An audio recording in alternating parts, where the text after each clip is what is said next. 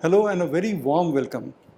सो KGS के इस platform पे आप सब लोगों का मेरी तरफ से हार्दिक अभिनंदन। और ये मेरी पहली क्लास है और इस क्लास में हम लोग पढ़ाई नहीं बल्कि थोड़ा इंट्रोडक्शन की बात करेंगे। बिल्कुल 2 मिनट की इंट्रोडक्शन मेरी, और उसके बाद बाकी का इंट्रोडक्शन उस एरिया का जो हम सबसे पहले पढ़ने जा रहे हैं मेरी क्लासेस में। मैं केजीएस के प्लेटफॉर्म पे साइंस एंड टेक्नोलॉजी और एनवायरमेंटल इकोलॉजी ये दोनों एरियाज़ पढ़ाऊँगा। और इन दोनों एरियाज़ में जो मेरा पहला एरिया होगा वो होगा एनवायरमेंटल इकोलॉजी का। तो मैंने सोचा कि इसको बोलें कि ये ओरिएंटेशन क्लास है, लेकिन ओरिएंटेशन थोड़ा भारी भरकम लगता है और ओरिएंटेशन से हमें समझ में नहीं आता कि आखिर होगा क्या। तो मैंने सोचा कि इस सेशन को हम कहते हैं इंट्रोडक्शन सेशन। तो इस इंट्रोडक्शन सेशन में जैसा कि मैंने आपको बताया कि 1-2 मिनट मेरा इंट्रोडक्शन, क्योंकि पहली बार आप लोगों के साथ में रूबरू हो रहा हूँ, तो 1-2 मिनट के लिए आपको ये बता दूं कि मैं कौन हूँ, अब तक क्या करता आया हूँ और आगे हम लोग साथ में क्या कर रहे होंगे इन क्लासेस में। और उसके बाद एनवायरमेंटल इकोलॉजी जो एक बहुत इम्पॉर्टेंट सेक्शन है, उसके बारे में थोड़ी सी हम लोग चर्चा करेंगे इंट्रोडक्टरी लेवल पे, कि आप सिलेबस से फैमिलियर हो जाएं, सिलेबस के जो इम्पॉर्टेंट एरियाज़ हैं उन एरियाज़ के साथ आप फैमिलियर हो जाएं, और फिर इस सिलेबस के इम्पॉर्टेंट एरिया को हमें करना कैसे है उसके साथ हम फैमिलियर हो जाएं। और चूँकि आप सारे लोग इस प्लेटफॉर्म से जुड़े हुए हैं, इस प्लेटफॉर्म के कोर्सेज़ के साथ आप ऑलरेडी इनरोल्ड हैं, तो मैं आपको ब्रॉडर पिक्चर नहीं बताऊंगा कि ये किताब पढ़ लीजिए, वो किताब पढ़ लीजिए। जो सिंपलेस्ट और मोस्ट इफ़ेक्टिव तरीका है एनवायरमेंटल इकोलॉजी को करने का, वो तरीका हम लोग डिस्कस करेंगे। सिंपल कि क्लास पढ़ें, ये नोट्स पढ़ें, उसके अलावा ये पढ़ें और आपका हो जाएगा। उससे ज़्यादा कुछ नहीं, कोई लंबी बुक की लिस्ट मैं बताने नहीं जा रहा, क्योंकि आप सारे लोग मेरी कोर्स को, मेरे क्लासेस को आप करने ही जा रहे हैं। तो वो सब उन लोगों के लिए इम्पॉर्टेंट होगी जो शायद इन क्लासेस को अटेंड नहीं कर पाए, लेकिन ये क्लास, ये इंट्रोडक्टरी सेशन आप लोगों के लिए है। तो मैं इस तरह से ही इन चीज़ों को एक्सप्लेन करूँगा जैसे कि हम लोग इस क्लास में करने जा रहे हैं, ठीक है ना। तो आज की क्लास में हम लोग क्या क्या डिस्कस करने जा रहे हैं मैं आपको थोड़ा सा बता दूं। तो सबसे पहले तो एक छोटा सा इंट्रोडक्शन कि ये एरिया क्या है, कैसे है। उसके बाद एनवायरमेंटल इकोलॉजी का प्रीलिम में क्या इम्पोर्टेंस है, प्रीलिम एग्ज़ाम में उसकी जगह क्या है। फिर हम लोग देखेंगे कि एनवायरमेंटल इकोलॉजी का मेंस एग्जामिनेशन में क्या इम्पोर्टेंस है। ज़्यादा क्वेश्चन नहीं आते, लेकिन कौन से पेपर में आते हैं और उन क्वेश्चंस का नेचर, उन क्वेश्चंस का मिजाज कैसा होता है, वो भी देखेंगे। अच्छा हाँ, एक बात मैं बताना भूल गया कि आज का सेशन हम लोग प्राइमरीली हिंदी में रखेंगे। टेक्निकल टर्म्स हम लोग इंग्लिश में यूज़ करेंगे, लेकिन आगे जब मेरी क्लासेस होंगी तो एक हिंदी का बैच अलग होगा और एक इंग्लिश का बैच अलग होगा। ज़्यादा से ज़्यादा लोग इस इंट्रोडक्शन का फ़ायदा उठा सकें, इसलिए मोड ऑफ कम्युनिकेशन हिंदी में होगी आज की क्लास की, और टेक्निकल टर्म्स इंग्लिश में होंगे जो आप सब लोग बड़े आराम से समझ जाएंगे। और जहाँ पे कोई कॉम्प्लिकेटेड टेक्निकल टर्म होगा उसको मैं आसान हिंदी में भी बताता चलूँगा, ठीक है। तो फिर जो दूसरी चीज़ हम देखेंगे वो है कि place of environmental ecology in the main examination, कि मेन एग्जामिनेशन में एनवायरमेंटल इकोलॉजी का क्या इम्पोर्टेंस है, किस तरह के, किस मिजाज के क्वेश्चन आते हैं और कैसे हम उनको हैंडल कर पाएंगे।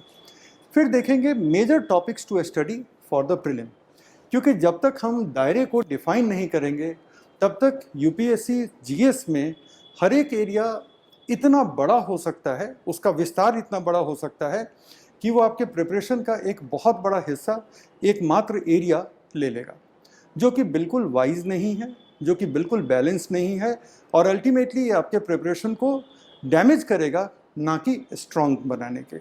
तो इसलिए हमें किसी भी एरिया में, एनवायरमेंटल इकोलॉजी इंक्लूडेड, किसी भी एरिया में we have to draw the boundaries, कि एनवायरमेंटल इकोलॉजी के जो मोस्ट इम्पॉर्टेंट एरियाज़ हैं उनकी बाउंड्रीज़ क्या हैं।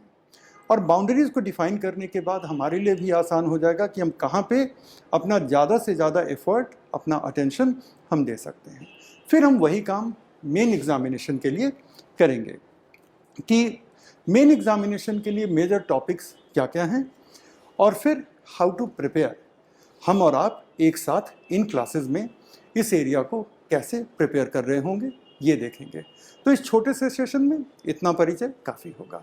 शुरुआत करते हैं मेरे अपने परिचय से, जो बहुत छोटा मैंने रखने की कोशिश की है, क्योंकि मेरा परिचय बस आपको इतना पता होना चाहिए जिससे कि आप ये जान लें कि आपको कौन पढ़ाने जा रहा है। मेरी इस फोटो को इग्नोर कर दीजिए, बिल्कुल मेरे ही जैसा दिखता है। मेरा नाम अभिषेक कुमार है। 2002 से सिविल सर्विस एग्जामिनेशन और इंडियन फॉरेस्ट सर्विस एग्जामिनेशन के लिए पढ़ाता आ रहा हूँ। कोई भी साल किसी भी बैच का गैप नहीं हुआ, तो 20 साल से पढ़ाता आ रहा हूँ और 20 साल में पता नहीं कितने ही बैचेस पढ़ाए होंगे, उसकी गिनती नहीं करते हैं। 2004 में एवोल्यूशन एडुकेयर की स्थापना हुई। मैं और मेरे साथ मेरे एक और मित्र ने मिलकर के एवोल्यूशन एडुकेयर की स्थापना की। वहाँ पे आज तक मैं एक्टिव हूँ as a teacher, as an academic director, और 2023 से ऑफ कोर्स मैं खान ग्लोबल स्टडीज़ में भी जनरल स्टडीज़, एनवायरमेंटल इकोलॉजी और साइंस एंड टेक्नोलॉजी की क्लासेस ले रहा हूँ और तभी आप लोगों के बीच हूँ। इस दौरान ऑप्शनल के अलावा मैंने जनरल स्टडीज़ में करंट अफेयर्स और एनालिसिस काफ़ी डिटेल में काफ़ी लंबे वक्त तक पढ़ाया है। एनवायरमेंटल इकोलॉजी काफ़ी लंबे वक्त से पढ़ाया है। इसके पहले कि ये यूपीएससी प्रीलिम के सिलेबस में शामिल हुआ, उसके पहले से मैं एनवायरमेंटल इकोलॉजी पढ़ा रहा हूँ। आप सोचेंगे कि उसके पहले पढ़ाने की क्या ज़रूरत थी। उसके पहले एनवायरमेंटल इकोलॉजी के क्वेश्चन साइंस एंड टेक्नोलॉजी के अंदर आ जाते थे। उसके पहले एनवायरमेंटल इकोलॉजी के क्वेश्चन ज्योग्राफी के अंदर आ जाते थे, इस नाते पढ़ाना पड़ता था। साथ ही साथ इंडियन फॉरेस्ट सर्विस एग्जामिनेशन के मेंस के लिए एनवायरमेंटल इकोलॉजी की अच्छी खासी पकड़ होनी चाहिए थी, at least at that point of time. उसके लिए पढ़ाना होता था। और इंडियन फॉरेस्ट सर्विस के इंटरव्यू के लिए भी एनवायरमेंटल इकोलॉजी बहुत बहुत इम्पॉर्टेंट एरिया है।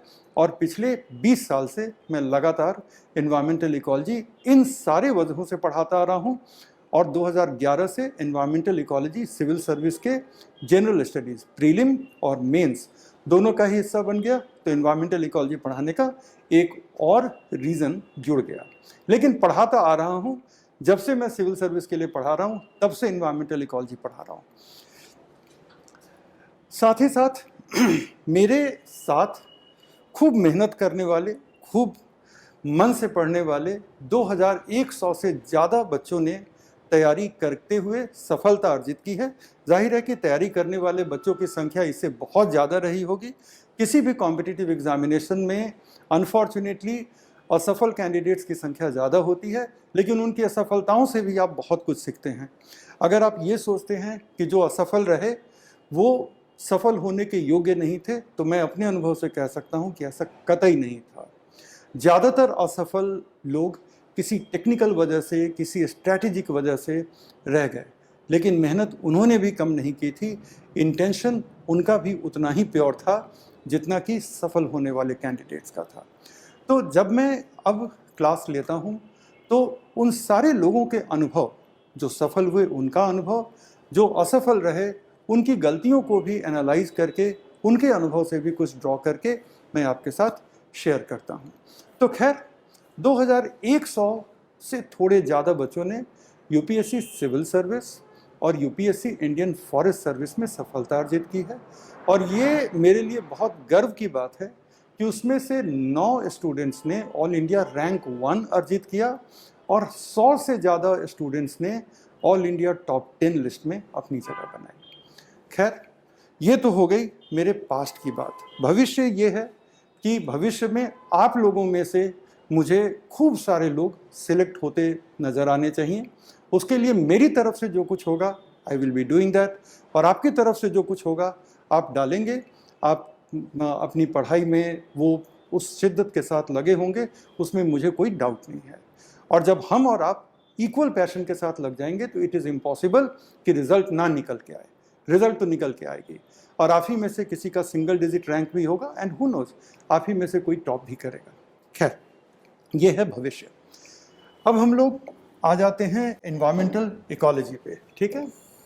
तो जैसा कि हमने प्लान किया है कि सबसे पहले हम लोग प्रीलिम के एग्ज़ाम में एनवायरमेंटल इकोलॉजी की जगह, एनवायरमेंटल इकोलॉजी की इम्पोर्टेंस को देखते हैं।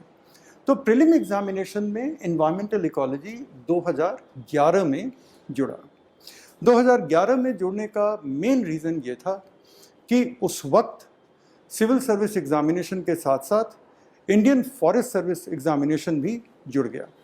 इंडियन फॉरेस्ट सर्विस का भी प्रीलिम सिविल सर्विस के साथ होने लग गया। उसके साथ साथ ये ज़रूरी महसूस हुआ कि आप इंडियन फॉरेस्ट सर्विस के कैंडिडेट्स के लिए एनवायरनमेंट का एक सेगमेंट अटैच करें।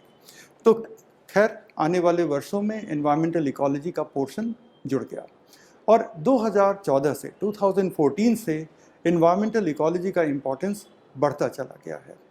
तो एनवायरमेंटल इकोलॉजी का अगर हम 2014 के बाद का इम्पोर्टेंस देखें तो ऑन एन एवरेज आप देखेंगे कि किसी भी साल 15 से 18 क्वेश्चंस आए हैं। तो उस तरह से अगर देखो तो ये हमारे प्रीलिम एग्जामिनेशन का दूसरा सबसे इम्पॉर्टेंट एरिया बन जाता है। पहला सबसे इम्पॉर्टेंट सबसे बड़ा एरिया इंडियन इकोनॉमी है। आप बस क्वेश्चंस गिन लो, जो स्टैटिक इंडियन इकोनॉमी है और जो करंट इंडियन इकोनॉमी है, दोनों को आप इंक्लूड करके देख लो तो इंडियन इकोनॉमी से आज की डेट में सबसे ज़्यादा क्वेश्चंस आते हैं। जो दूसरे नंबर पे है in terms of number of questions, that is environmental ecology. तो ये एनवायरमेंटल इकोलॉजी टॉपिक नंबर 6 के रूप में मेंशन है जीएस के पेपर में प्रीलिम में, और इससे on an average 15 to 18 questions आते हैं। फिर जो पिछले 10 साल के जो एवरेज क्वेश्चन हैं वो हैं more than 16 questions per year, क्योंकि 100 क्वेश्चंस ही होते हैं। तो अगर 16% क्वेश्चन की बात कर रहे हैं तो हम बेसिकली बात कर रहे हैं कि 16 क्वेश्चंस पर ईयर आ रहे हैं। और अगर हम पिछले 5 साल का एवरेज देखें तो 18 क्वेश्चंस पिछले 5 साल में पर ईयर आए हैं। पिछले 5 साल में कुल मिलाकर के 92 क्वेश्चंस एनवायरमेंटल इकोलॉजी से पूछे गए हैं। तो एवरेज बन जाता है हमारा 18 क्वेश्चंस पर ईयर का। तो अगर आप देखो तो लास्ट 5 ईयर्स में इस एरिया का इम्पोर्टेंस बढ़ा ही है, कम नहीं हुआ है। अगर हम क्वेश्चंस की बात करें तो कुछ जनरल क्वेश्चंस भी आते हैं, जिन जनरल क्वेश्चंस के लिए आप एनसीईआरटी पढ़ लें, करंट अफेयर से अगर आप अच्छे से फेमिलियर हैं तो ये जनरल क्वेश्चंस आपसे बन जाएंगे, जिनको मैं थोड़ा सा नॉन स्पेशलाइज्ड टाइप के क्वेश्चंस कहूँगा, नॉन स्पेशलाइज्ड। ओके, लेकिन क्या है कि कुछ क्वेश्चंस जो हैं वो स्पेशलाइज्ड भी होते हैं। स्पेशलाइज्ड का मतलब है कि वहाँ पे थोड़ी बारीक सी पकड़ होनी चाहिए सब्जेक्ट मैटर पे, और ये वो एरियाज़ हैं जहाँ पे टीचर का रोल बढ़ जाता है, और ये वो एरियाज़ हैं जहाँ पे मैं खुद भी थोड़ा स्लो होकर के, थोड़ा आराम से और थोड़ी गहराई में जा कर के टॉपिक्स को टच करूँगा, इसलिए क्योंकि उस तरह की गहराई की ज़रूरत होगी वहाँ पे। डन। तो स्पेशलाइज्ड और नॉन स्पेशलाइज्ड क्वेश्चंस दोनों ही आते हैं। जहाँ तक नॉन स्पेशलाइज्ड क्वेश्चंस की बात है, जैसा कि मैंने बताया कि एनसीईआरटी और अगर हम करंट अफेयर्स एनवायरनमेंट से रिलेटेड पढ़ते जा रहे हैं पूरे साल और उसको अगर हम कंसोलिडेट कर रहे हैं तो वो एरियाज अच्छे से कवर हो जाते हैं। डन। क्वेश्चंस टेक्निकल हो सकते हैं, खासतौर पे जो हमारे स्पेशलाइज्ड क्वेश्चंस हैं वो थोड़े टेक्निकल भी हो सकते हैं, और यहीं पे टीचर की ज़रूरत पड़ती है, और यहीं पे गाइड्स वगैरह थोड़े से फेल हो जाते हैं। और आप देखेंगे कि रीडिंग लिस्ट में मैं किसी भी गाइड, किसी भी इस तरह के शॉर्टकट का जिक्र नहीं करने वाला हूँ। करंट अफेयर इंपॉर्टेंट रहेगा, और करंट अफेयर में भी आप देखेंगे कि कई बार छोटे मोटे टेक्निकल पहलू टच होते हैं, जो कि बहुत अच्छी बात है, क्योंकि कई बार डायरेक्ट क्वेश्चन वहाँ से आते हैं।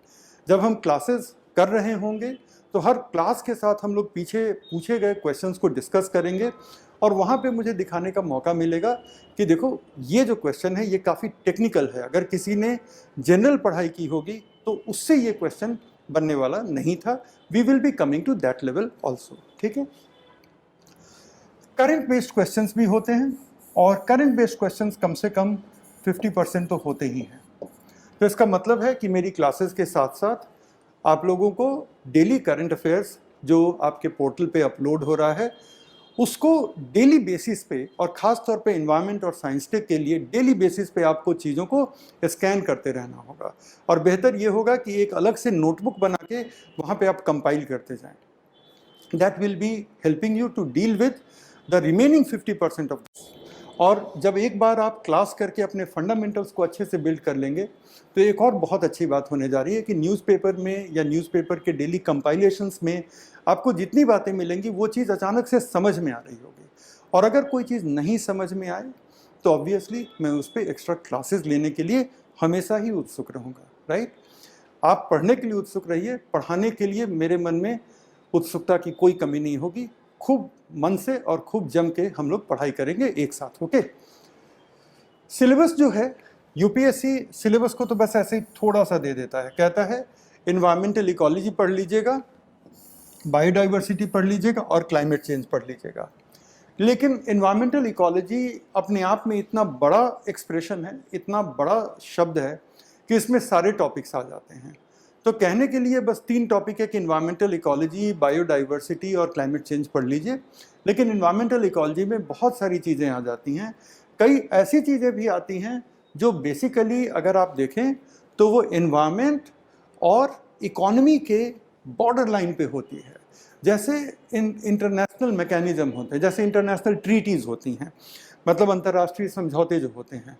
तो अंतर्राष्ट्रीय समझौतों को कई बार लागू करने के लिए एक डिटेल्ड फंडिंग मैकेनिज्म, एक बहुत इलेबोरेट फंडिंग मैकेनिज्म बनती है कि अलग अलग कंट्रीज़ में जो अलग अलग प्रोजेक्ट चल रहे होंगे उनकी फंडिंग कैसे होगी, उन फंड्स का एडमिनिस्ट्रेशन कैसे होगा, फंड का यूटिलाइजेशन कैसे हुआ, उसकी मॉनिटरिंग कैसे होगी वगैरह। अब ये सब का भी मैकेनिज्म हमें थोड़े बेसिक लेवल पे पता होना चाहिए। और ये वो टॉपिक हैं जो बहुत स्ट्रिक्टली इन्वायरमेंट के दायरे में नहीं आते, लेकिन इन्वायरमेंट से जुड़े हुए हैं। कायदे से ये एडमिनिस्ट्रेशन, कायदे से ये इकोनॉमी के दायरे में आएंगे, लेकिन चूंकि इन्वायरमेंट से जुड़े हुए हैं तो उनको भी हम कर रहे होंगे।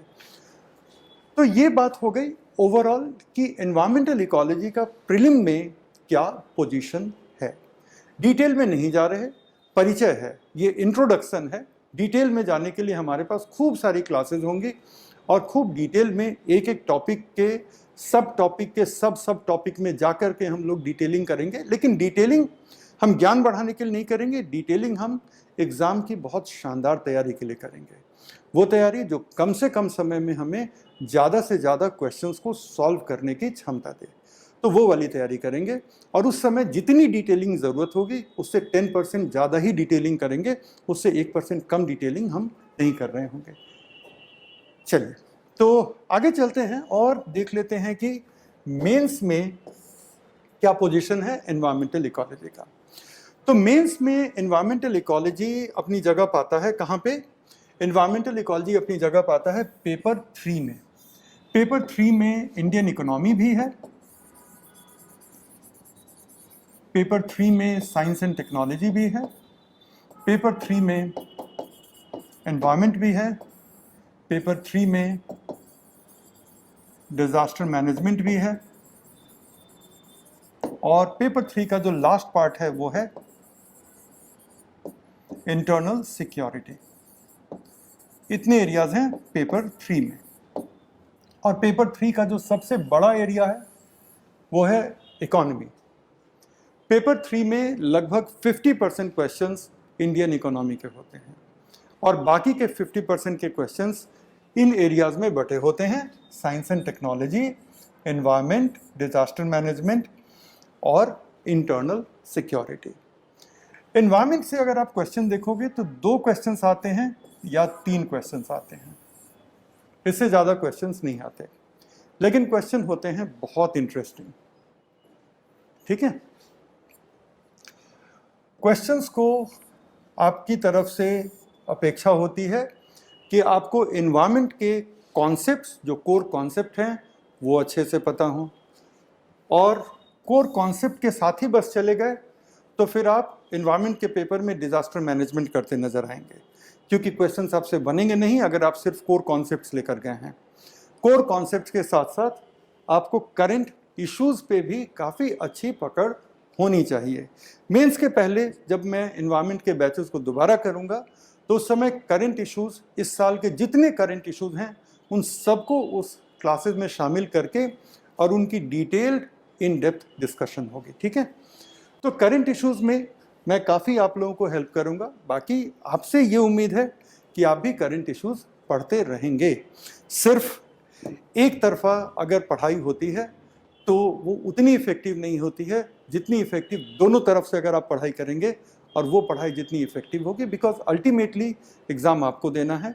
चीज़ों को आप रिटेन करके एग्जामिनेशन हॉल में ले जाएंगे, चीज़ों को आप रिकॉल करके एग्जामिनेशन हॉल में लिखेंगे, और उसके लिए ज़रूरी है कि आपकी जो भागीदारी है, आपका जो कंट्रीब्यूशन है, वो मेरे कंट्रीब्यूशन से कहीं ज़्यादा हो, आपका पैशन लेवल मुझसे ज़्यादा हो।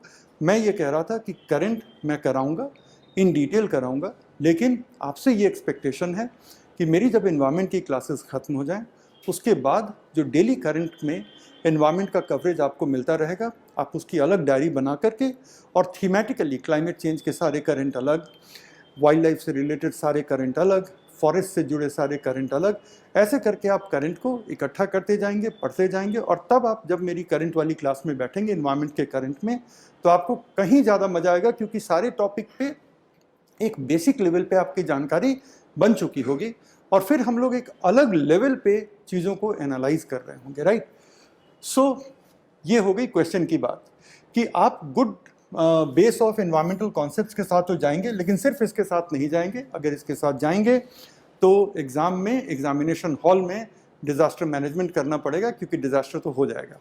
लेकिन अगर डिज़ास्टर को आप बचाना चाहते हैं तो आपको करंट इशू पे अपनी ग्रिप बनानी होगी। और अगर आप ये सोचते हैं कि अच्छा करंट इशू ही पढ़ के चले जाएं और फंडामेंटल ना करें, तो हमेशा याद रखिएगा कि यूपीएससी के एग्जामिनर का इंटेलिजेंस लेवल कैंडिडेट्स के इंटेलिजेंस लेवल से थोड़ा ज़्यादा होता है। वो आपको इस तरह से एक ही क्वेश्चन में घेरेंगे जहाँ पे बेसिक्स और करंट दोनों को अमेलगमेट करके क्वेश्चन पूछ लेंगे, तो दोनों में से कोई भी पार्ट हम नेग्लेक्ट कर ही नहीं सकते, ठीक है। तो ये बात अच्छे से समझ में आ गई।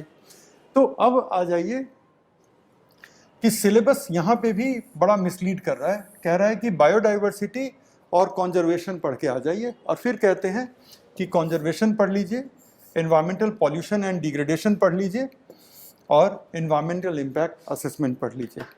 अगर आप पिछले 10 साल के क्वेश्चंस को देख लें तो आपको आराम से ये पता चल जाएगा कि क्वेश्चंस इसके खूब बाहर से आए हैं। तो इसका मतलब तो ये है कि यूपीएससी ने इन एरियाज़ का environment in mains, environment in prelims का सिलेबस इलेबोरेट किया नहीं है। और जब सिलेबस को यूपीएससी ने अपनी तरह से इलेबोरेट नहीं किया है, तो वहाँ पे टीचर की भूमिका बढ़ जाती है।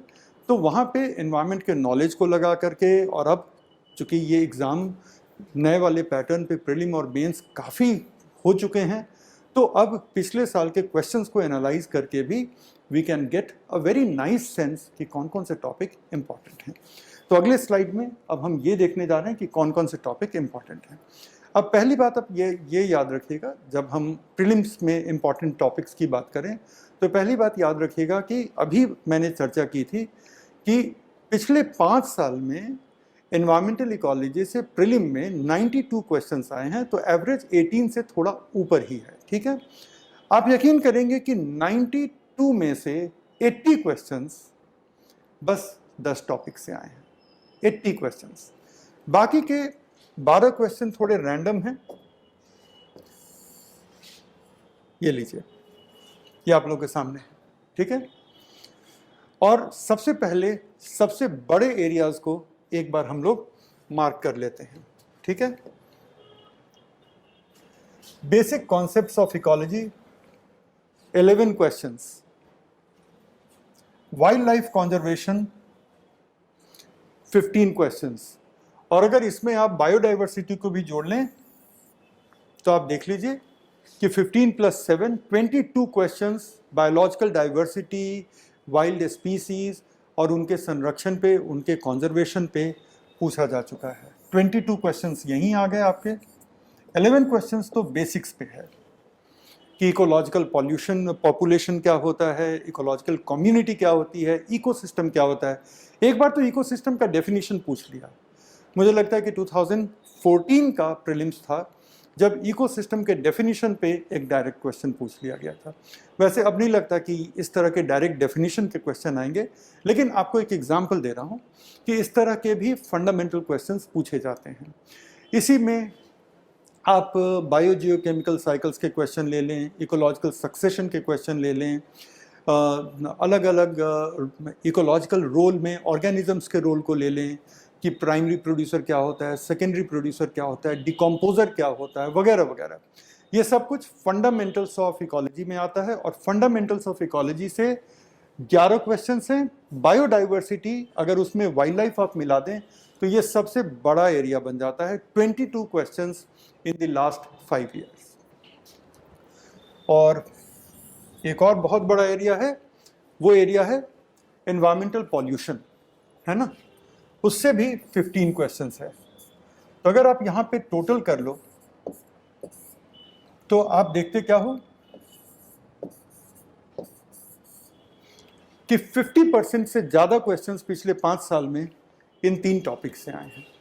और इस तरह की एनालिसिस होनी चाहिए, आपको करने की ज़रूरत नहीं है, लेकिन आपके बिहाफ में मुझे करने की ज़रूरत है।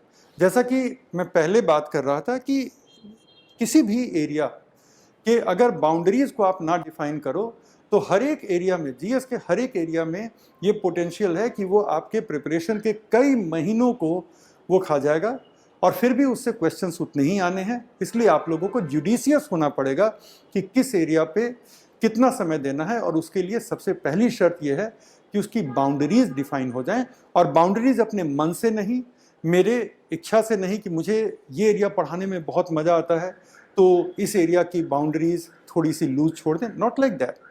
बाउंड्रीज जब भी डिफाइन हो तो डेटा के बेसिस पे, रियल वर्ल्ड डेटा के बेसिस पे कि क्या क्वेश्चन पूछे गए हैं, कितने क्वेश्चन पूछे गए हैं, तो ये रहा हमारा बाउंड्री। यहाँ पे इतनी गहराई में जाना है, यहाँ पे इतने से भी काम चल जाएगा, ठीक है। अब देख लेते हैं कि कौन से 10 टॉपिक्स हैं जिन पे हमारा सबसे ज़्यादा ध्यान होगा, और इन 10 टॉपिक्स को मिला करके 80 प्लस क्वेश्चंस आपको दिख रहे हैं। तो बेसिक कॉन्सेप्ट्स ऑफ इकोलॉजी है, बायोडाइवर्सिटी एंड इट्स कंजर्वेशन, और उसी के साथ आप वाइल्ड लाइफ कंजर्वेशन को जोड़ लें। उसके बाद forests and their conservation, coastal regulation and marine protected areas and marine ecosystems. बहुत ज़्यादा क्वेश्चंस नहीं हैं, 3 ही क्वेश्चंस हैं, लेकिन करना ज़रूरी है। कहीं ना कहीं मुझे ऐसा लगता है कि वहाँ से क्वेश्चन और भी पूछे जा सकते हैं। हाल में कोस्टल रेगुलेशन जोन का नया नोटिफिकेशन, मॉडिफाइड नोटिफिकेशन आया है और काफ़ी कुछ हो रहा है, तो इस पे मुझे लगता है कि आने वाले साल में क्वेश्चंस पूछे जाएंगे, तो उसको थोड़ा हम लोग कर लेंगे। हालांकि क्वेश्चंस कम ही आए हैं। एनवायरमेंटल पॉल्यूशन बहुत बड़ा एरिया है। क्लाइमेट चेंज हर साल कम से कम एक क्वेश्चन तो आ ही जाता है। फिर अलग अलग लॉ, एक्ट, अलग अलग पॉलिसीज़ और दूसरे जो गवर्नमेंट के स्कीम्स हैं, उन सब पे हर साल एक दो क्वेश्चन आया है पिछले 5 साल में। फिर सस्टेनेबल डेवलपमेंट से 3 क्वेश्चन आए हैं, और फिर international treaties, organisation and funding mechanism से 7 क्वेश्चन आए हैं। तो ये हमारे बिग 10 टॉपिक्स हैं जहाँ पे हमें काम करने की ज़रूरत होगी, और उसके बाद मिसलिनियस होगा, और करंट तो एक ऑनगोइंग है जो कि क्लास फिनिश होने के बाद भी चलता रहेगा। अब जरा हम मेंस में देख लें कि वो क्या इंपॉर्टेंट टॉपिक्स हैं जिनको कि मेंस में अच्छे से करने की ज़रूरत है। 8 टॉपिक्स हैं, और इन 8 टॉपिक्स को मिलाकर के मेंस में पूछे गए हैं टोटल 24 क्वेश्चंस पिछले 10 साल में। तो वही किसी साल 3 पूछ लिया तो किसी साल 2 ही क्वेश्चन रहे, और ये हैं क्वेश्चंस। सबसे ज़्यादा क्वेश्चंस जो हैं इन 2 एरियाज से आए हैं। हर साल एक क्वेश्चन तो आया ही आया है। क्लाइमेट चेंज से एक क्वेश्चन आया है, और दूसरा भारत में जो एनवायरनमेंट को लेके पॉलिसीज़ हैं, एनवायरनमेंट को लेके जो लॉ हैं, जो एक्शन प्लान हैं वगैरह, उन पे क्वेश्चन आता रहा है। तो 8 question domestic mechanisms and policies से आए हैं, और 5 क्वेश्चन क्लाइमेट चेंज से आए हैं। बाकी के जो एरियाज़ हैं, biodiversity and conservation, coastal regulation, pollution and degradation, waste management से 1 ही क्वेश्चन है, एनवायरमेंट इम्पैक्ट असेसमेंट से 2 क्वेश्चन हैं, सस्टेनेबल प्रैक्टिसेस से 2 क्वेश्चन हैं, और ये रहे 2 बड़े एरिया जहाँ से आधे से ज़्यादा क्वेश्चन बस इन 2 एरियाज से आए हैं। तो ये हो गए वो टॉपिक्स जहाँ पे we have to pay more attention and we have to collectively work hard on these topics. ऐसा नहीं है कि बस यहीं तक पढ़ेंगे, इसके बियॉन्ड भी पढ़ेंगे, लेकिन these are the most important topics. Let's be totally clear about it. अब आ जाते हैं हाउ टू प्रिपेयर।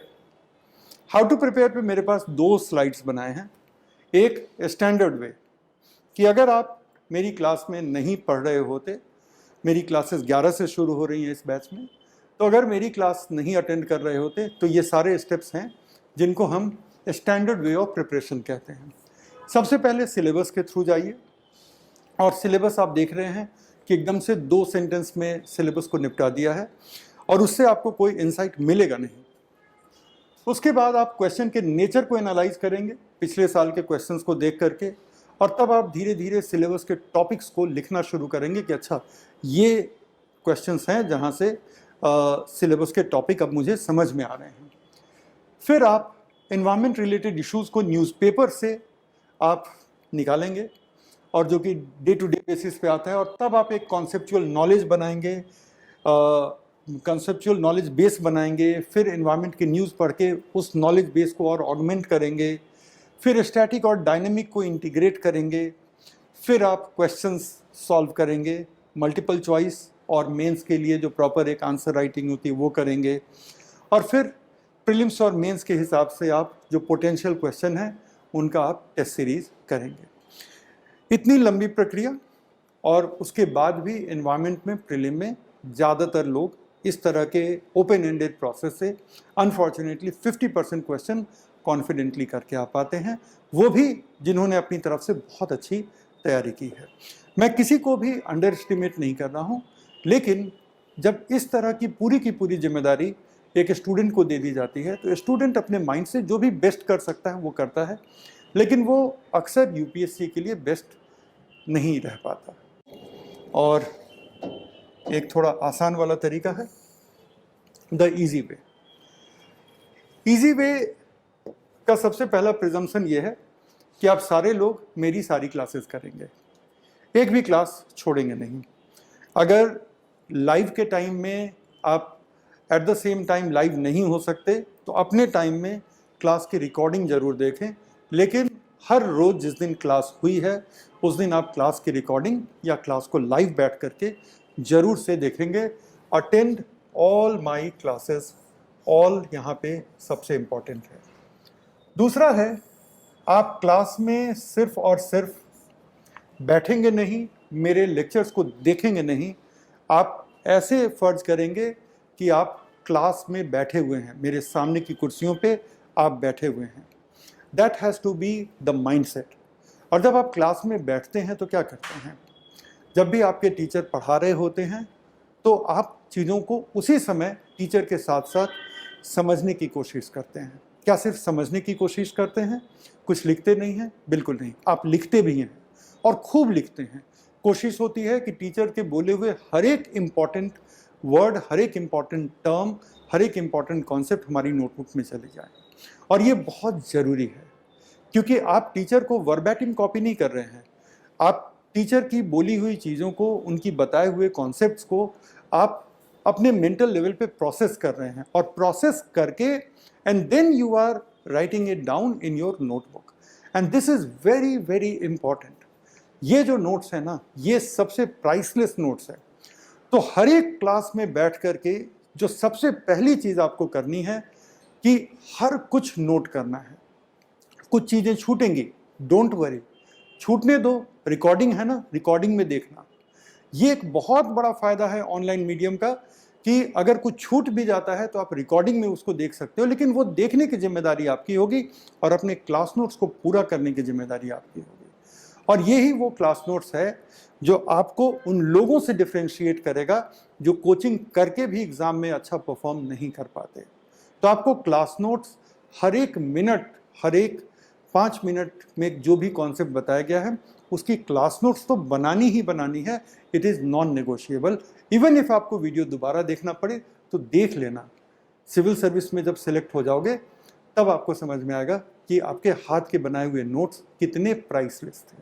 ठीक है, तो ये चीज़ कहीं भी कॉम्प्रोमाइज़ नहीं होनी चाहिए। और ये सिर्फ मेरी क्लास पे लागू नहीं होता, ये सारी क्लासेस पे लागू होता है। ठीक है, उसके बाद मैं हैंडआउट्स भी दूंगा। हर एक क्लास के साथ मैं अपने प्रेजेंटेशन का हैंडआउट दूंगा, कुछ एक्स्ट्रा मटेरियल का हैंडआउट दूंगा। तो हैंडआउट्स और आपके हाथ के बने हुए क्लास नोट्स कितने बार पढ़ने हैं? 3 बार। तभी चीज़ें समझ में आती हैं, तभी चीज़ें दिमाग में जाती हैं। एक बार देख के तो कई सारी फिल्में भी नहीं समझ में आती। अब ये मत सोचिएगा कि अच्छा सर थोड़े डल टाइप के हैं कि एक बार में इनको फिल्म भी नहीं समझ में आती है। फिल्म जब आप दूसरी बार देखेंगे तब आपको समझ में आएगा कि पहली बार क्या क्या चीज़ें मुझसे छूट गई थी, किन किन बारीक चीज़ों पे मेरा ध्यान नहीं गया था। अगर आप फिल्म एक ही बार देखें, और ये भी मैं नहीं कह रहा कि हर फिल्म अब आप 2 बार देखें, फिल्म से सिविल सर्विस में कोई भी क्वेश्चन नहीं पूछा जाएगा, राइट। लेकिन मेरी क्लासेस से या जो बाकी दूसरी क्लासेस हो रही हैं वहाँ से क्वेश्चन पूछे जाएंगे। इसलिए ये बहुत इम्पॉर्टेंट है कि आप हर क्लास के साथ नोट्स बना के 3 बार पढ़ें। मैं ये कह रहा था कि जब आप एक फिल्म को दूसरी बार देखोगे 3-4 दिनों के बाद, देन यू विल रियलाइज कि पहली बार में क्या क्या वो बारीकियां थीं जिनको आपने नोटिस ही नहीं किया। और अगर गलती से तीसरी बार देख लिया तब आप एकदम डिफरेंट लेवल पे उस फिल्म के बारे में बात करोगे। 3 बार कोई नोट्स पढ़ लिए तो आप उस टॉपिक पे एक डिफरेंट लेवल पे बात करोगे, और वही वो डिफरेंट लेवल है जो आपको सेलेक्ट कराएगा। और ये मैं उन लोगों के अनुभव से कह रहा हूँ जो सिलेक्ट होकर के मेरी क्लासेस से गए हैं। 20 साल में 2100 बच्चे सिलेक्ट हुए हैं, और उसमें कम से कम आप 10 से गुना कर दो जो लोग सिलेक्ट नहीं हुए हैं। और उन सब लोगों के जो सिलेक्ट हुए हैं, जो सिलेक्ट नहीं हुए हैं, उनके अनुभवों से ये तो पक्का है कि आपके खुद के बनाए हुए नोट्स और कितनी बार आप रिवाइज कर रहे हैं, ये बहुत इंपॉर्टेंट प्रेडिक्टर होते हैं आपके सिलेक्शन में। और एक और चीज़ मैं बताना चाहूँगा कि अगर आप किताब से भी पढ़ रहे हो तो भी एक बार अपने नोट्स बनाने की कोशिश करो, स्टडी मटेरियल से भी पढ़ रहे हो तो भी कोशिश करो कि आपके खुद के हाथ के बने हुए नोट्स हों। जब आप बनाओगे आप खुद रियलाइज़ करोगे कि उन टॉपिक्स पे आपका कमांड एक डिफरेंट लेवल पे है, और जिन टॉपिक्स पे अपने आपने हाथ के नोट्स नहीं बनाए उन पे आपका कमांड थोड़े से नीचे के लेवल का है। आज इंट्रोडक्शन की क्लास है तो थोड़ी इस तरह की ज्ञान की भी बातें ज़रूरी हैं। आगे भी क्लास के दौरान भी चलती रहेंगे, लेकिन उस समय थोड़ा सब्जेक्ट मैटर पे फोकस ज़्यादा रहेगा। उसके बाद क्या है कि आपके पास डेली करंट का कंटेंट आपको मिलता है। तो डेली करंट से एनवायरनमेंट रिलेटेड जितने इशू हैं उनको एक नोटबुक में आप कलेक्ट करते चले जाइए। एनवायरनमेंट से रिलेटेड जो कुछ भी है उसको एक नोटबुक में आप कलेक्ट करते जाएं। That will be very very helpful. Practice के लिए multiple choice question test series होगा ही, तो वहाँ से प्रैक्टिस करें। लिखने के लिए आंसर प्रैक्टिस के लिए क्वेश्चंस मैं दिया करूँगा, तो उनको आप साथ साथ प्रैक्टिस करते चलें। बस एक फंडामेंटल्स ऑफ इकोलॉजी से चूँकि मेंस में क्वेश्चन नहीं आते तो वहाँ पे मैं कोई क्वेश्चन नहीं दूंगा। बाकी के जितने टॉपिक्स हैं उन सब पे मेंस में क्वेश्चन पूछे जाने की संभावना है, और उन सब पे मैं आपको क्वेश्चन देता जाऊँगा।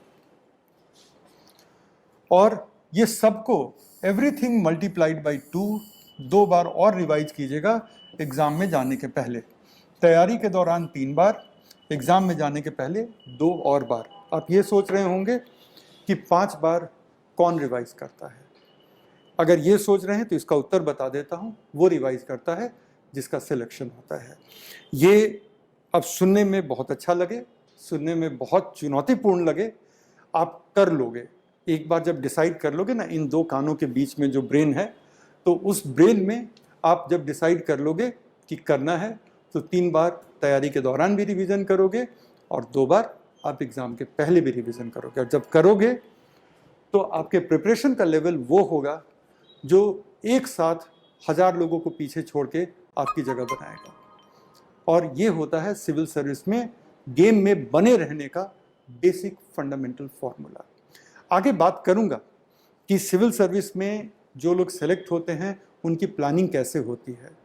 काफ़ी कुछ सीखा है अपने स्टूडेंट से, तो उसकी भी बात होगी। कभी स्पेशल क्लासेस भी उस पर हो जाएंगी।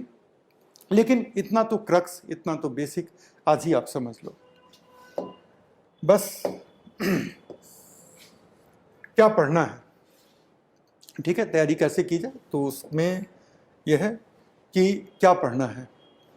एनसीईआरटी की बायोलॉजी की क्लासेस, बायोलॉजी की बुक क्लासेस नहीं, एनसीईआरटी की बायोलॉजी की बुक्स जो क्लास 12th की हैं, उसमें 4 चैप्टर हैं इकोलॉजी एंड एनवायरनमेंट के। वो 4 चैप्टर आप पढ़ लेना। कोशिश करना कि मेरी क्लासेस 11 अप्रैल से शुरू हो रही हैं, उसके पहले पढ़ के आना, ज़्यादा मजा आएगा क्लासेस में। अभी टाइम है, तो अगर आप पढ़ लोगे तो you will enjoy my classes all the more. नहीं भी पढ़ पाओगे तो मैं उन थीम्स को क्लासेस में तो टच करूंगा ही, लेकिन पढ़ लोगे तो you will enjoy it more. तो एनसीईआरटी बायोलॉजी क्लास 12th, उसमें 4 चैप्टर हैं इकोलॉजी एनवायरनमेंट के। एनसीईआरटी की वेबसाइट से डाउनलोड कर लो उन चैप्टर्स को। अगर आप हिंदी में कंफर्टेबल हैं तो हिंदी में कीजिएगा, इंग्लिश में कंफर्टेबल हैं तो इंग्लिश वाली कीजिएगा, और उनको आप एक रीडिंग लगा लीजिएगा। फिर मेरे नोट्स का मतलब क्या, जो मैं क्लास के बाद हैंडआउट्स दूंगा वो पढ़िएगा। जो हैंडआउट 2 तरह के होंगे, एक तो जो मेरा प्रेजेंटेशन होगा वो तो होगा ही, इसके साथ साथ मैं कुछ एडिशनल हैंडआउट भी दूंगा तो वो भी। और सिर्फ मेरे हैंडआउट ही नहीं, बल्कि जब मैं नोट्स कह रहा हूँ तो इसका मतलब है कि इट इंक्लूडिंग क्लास नोट्स। तो क्लास नोट्स भी आप जरूर से पढ़ रहे होंगे। अब कितनी बार रिपीट करूं, अब आप लोग थक गए होंगे मेरे इस रिपीटेशन से। और डेली करंट, या तो मटेरियल से या न्यूज़पेपर से, बस इतना ही पढ़ना है। कोई बुक नहीं, मार्केट में कुछ गाइड्स हैं बहुत पॉपुलर हैं, उनसे क्वेश्चन का वो कवरेज नहीं मिलेगा जो आपको इन सिंपल सोर्सेज से मिलेगा। और आप खुद से अनुभव करोगे कि एग्ज़ाम में कितने सारे क्वेश्चंस को लेके आप कितने कंफर्टेबल हो। मेरे बारे में एक बात कही जाती है कि प्रीलिम तक में मेरे पढ़ाए हुए से अच्छे खासे क्वेश्चन आ जाते हैं। नंबर्स की बात मैं नहीं कर रहा, वो थोड़ा ज़्यादा हो जाएगा, लेकिन काफ़ी अच्छी खासी संख्या में। और अगर करंट को ऐड कर लोगे तो मान के चलना कि प्रीलिम में जितने क्वेश्चन पूछे जाएंगे उसमें से 80% क्वेश्चन आपके ग्रिप में होंगे किसी भी दिन। और अगर दिन थोड़ा अच्छा हुआ तो प्रीलिम में जो 18 क्वेश्चन 19 क्वेश्चन पूछे जाएंगे उसमें से 90% क्वेश्चन आपके नॉलेज रेंज के अंदर होंगे। अब इससे ज़्यादा कोई भी बुक, कोई भी रिसोर्स, कोई भी क्लास आपको नहीं दे सकती है। तो बस कॉन्फिडेंटली इतने ही सोर्सेज पे आप टिके रहो, लेकिन बहुत अच्छे से करो। और वो बात हो चुकी है कि अच्छे से मतलब क्या होता है, ठीक है। तो बस आज की इस छोटी सी इंट्रोडक्शन में मोटे तौर पे ये बातें आपको कहनी थी। और फाइनली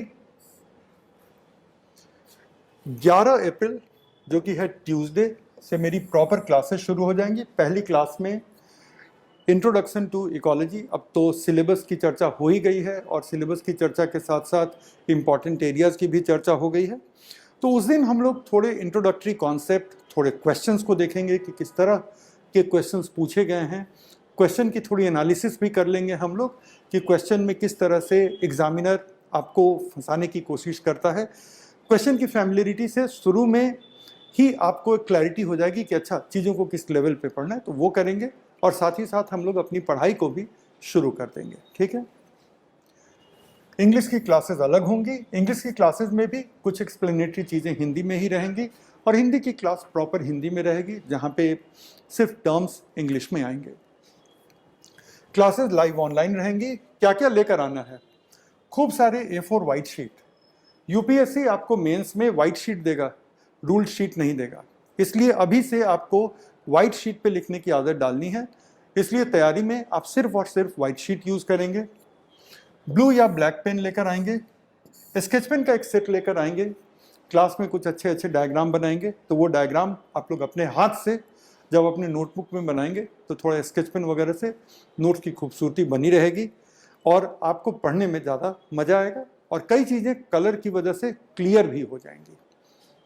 और क्या लाना है, अपना 100% एनर्जी, पॉजिटिविटी और attention.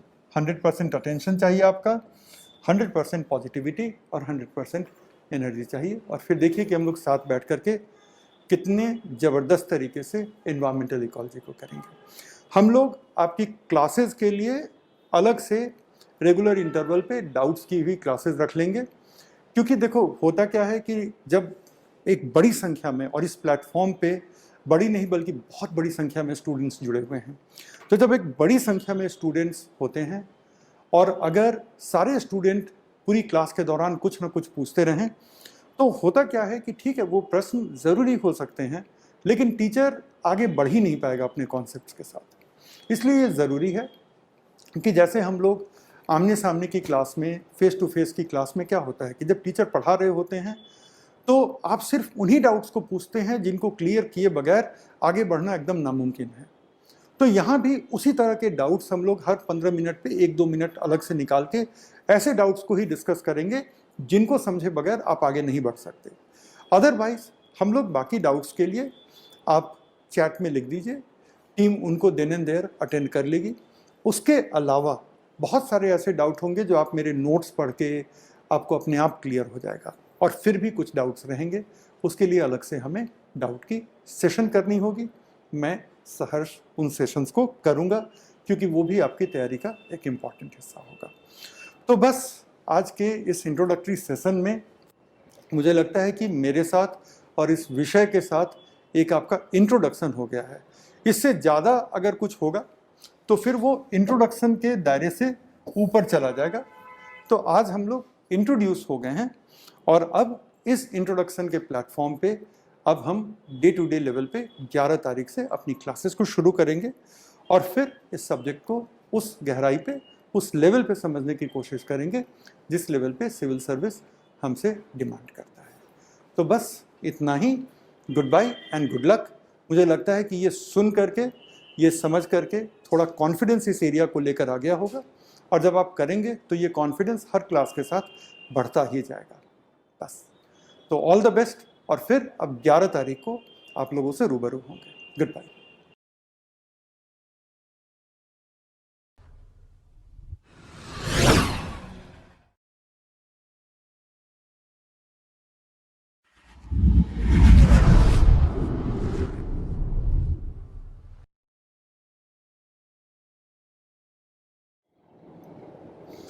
Hello and a very warm welcome. So KGS के इस प्लेटफॉर्म पे आप सब लोगों का मेरी तरफ से हार्दिक अभिनंदन। और ये मेरी पहली क्लास है, और इस क्लास में हम लोग पढ़ाई नहीं बल्कि थोड़ा इंट्रोडक्शन की बात करेंगे। बिल्कुल 2 मिनट की इंट्रोडक्शन मेरी, और उसके बाद बाकी का इंट्रोडक्शन उस एरिया का जो हम सबसे पहले पढ़ने जा रहे हैं मेरी क्लासेस में। मैं केजीएस के प्लेटफॉर्म पे साइंस एंड टेक्नोलॉजी और एनवायरमेंटल इकोलॉजी, ये दोनों एरियाज़ पढ़ाऊँगा। और इन दोनों एरियाज़ में जो मेरा पहला एरिया होगा वो होगा एनवायरमेंटल इकोलॉजी का। तो मैंने सोचा कि इसको बोलें कि ये ओरिएंटेशन क्लास है, लेकिन ओरिएंटेशन थोड़ा भारी भरकम लगता है, और ओरिएंटेशन से हमें समझ में नहीं आता कि आखिर होगा क्या। तो मैंने सोचा कि इस सेशन को हम कहते हैं इंट्रोडक्शन सेशन। तो इस इंट्रोडक्शन सेशन में जैसा कि मैंने आपको बताया कि 1-2 मिनट मेरा इंट्रोडक्शन, क्योंकि पहली बार आप लोगों के साथ में रूबरू हो रहा हूँ, तो 1-2 मिनट के लिए आपको ये बता दूं कि मैं कौन हूँ, अब तक क्या करता आया हूँ, और आगे हम लोग साथ में क्या कर रहे होंगे इन क्लासेस में।